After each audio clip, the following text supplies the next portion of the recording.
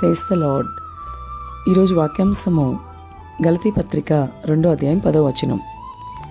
మేము బీదలను జ్ఞాపకం చేసుకొనవలనని. ఆమేన్, హల్లెలూయా. ప్రభు ఈ వాక్య భాగం నుండి ఈరోజు మనతో ఏం మాట్లాడుతున్నారో చూద్దాం. బీదలను జ్ఞాపకం చేసుకోవాలని అపొస్తలుడైన పౌలు గలతీ సంఘానికి రాస్తూ చెప్తున్నాడు.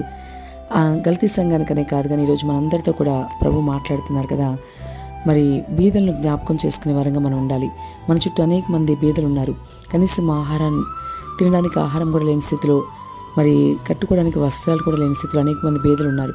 వారికి మనం ఎప్పుడు కూడా సహాయం చేసే వారంగా ఉండాలి. కాబట్టి బీదలను జ్ఞాపకం చేసుకోవాలని వాక్యం సెలవిస్తోంది. ప్రభు కూడా వాక్యం అనేకసార్లు చెప్తూ ఉంటారు. మరి చాలా సందర్భాల్లో మరి బీదలను జ్ఞాపకం చేసుకోవడం అనే సందర్భం గురించి మాట్లాడుతున్నారు. అన్ని సువార్తల్లోనూ మనకు అది కనపడుతూ ఉంటుంది. అంతేకాదు, మిక్కిలి అల్పుడే నీ నా సహోదరికి చేస్తే నాకు చేసినట్లని ప్రభు మాట్లాడడం కూడా మనం గమనించాలి. నేను ఆకలితో ఉన్నప్పుడు మీరు నాకు ఆహారం ఇచ్చారు, వస్త్రహీనుండే ఉండగా నాకు వస్త్రం ఇచ్చారు, మరి నేను ద్రోగిని ఉండగా నన్ను పలకరించడానికి వచ్చారు, పరామర్శించడానికి అని ప్రభు అన్నప్పుడు వారు మరి ఎప్పుడయ్యా నువ్వు ఆకలితో ఉన్నావు, నేను ఎప్పుడు పెట్టాను అని వాళ్ళు మాట్లాడినప్పుడు మిక్కిలి అల్పుడే నీ నా సహోదరికి చేస్తే నాకు చేసినట్లే అని ప్రభు చెప్తున్నారు. కాబట్టి మరి బీదవారికి మనం సహాయం చేస్తే, వారికి ఆకలితో ఉన్నప్పుడు ఆహారం పెడితే, వారు వస్త్రహీనులై ఉన్నప్పుడు వారికి వస్త్రాన్ని ఇవ్వగలిగితే, వారు రోగంతో ఉన్నప్పుడు మనం వాళ్ళని పరామర్శించగలిగి కొంత సహాయం వారికి చేయగలిగితే అది ప్రభువుకు చేసినట్లే.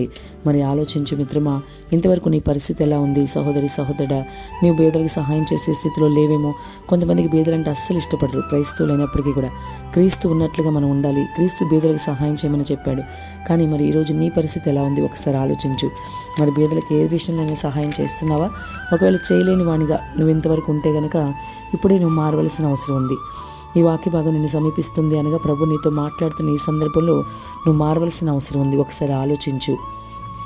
క్రీస్తు ప్రేమను నీవు క్రియల్లో ఖచ్చితంగా చూపించగలిగిన వాడివై ఉండాలి. చాలామంది క్రైస్తవులు క్రియల్లో క్రీస్తు ప్రేమను చూపించలేకపోవడం చాలా విచారించదగిన విషయమే. కేవలం నోటి మాటతో మాత్రమే వారు చెప్తూ ఉంటారు. ప్రభు గురించి మాట్లాడుతూ మేము సాయం చేస్తాంలే, ప్రభు చూస్తాడులే, ప్రార్థన చేస్తాంలే అని వదిలేస్తారు. కానీ మరి నిజంగా కష్టం ఉన్న ఒక సహోదరుడికి గుప్పిలు ఇప్పి సహాయం చేయగలిగే స్థితి ఈరోజు కొంతమంది క్రైస్తవులకే ఉంటుంది. కొంతమంది క్రైస్తవులు అలా లేకుండా హృదయం కఠినపరుచుకుని ఉంటున్నారు. కానీ ప్రభు అయితే చెప్తున్నారు కదా, ఈరోజు మరి నీ హృదయ కఠినత్వం నుంచి నువ్వు విడుదల పొందుకో. నీకున్న దానిలోనే పేదవారికి పెట్టడం అలవాటు చేసుకో. నీ చుట్టూ అనేక మంది బీదలు ఉన్నారు. ఆకలితో ఉన్నవారికి ఖచ్చితంగా నువ్వు ఆహారం పెట్టవలసిన వ్యక్తివై ఉన్నావు. కాబట్టి ఇప్పటి వరకు నీ స్థితి ఎలా ఉన్నా, ఎటువంటి బీదలను నువ్వు ఆదుకోకపోయినా, నీ గుప్పిలు విప్పలేకుండా నువ్వు ఉన్నా, ఇప్పుడైతే మాత్రం నీ గుప్పిలు ఇప్పి పేదలకు సహాయం చేయి.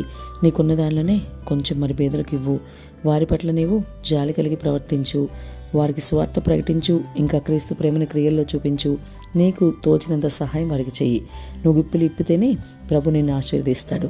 బీదలకు ఇచ్చడంలో నీవు ఆసక్తి కలిగి ఉండాలి. ఆమేన్.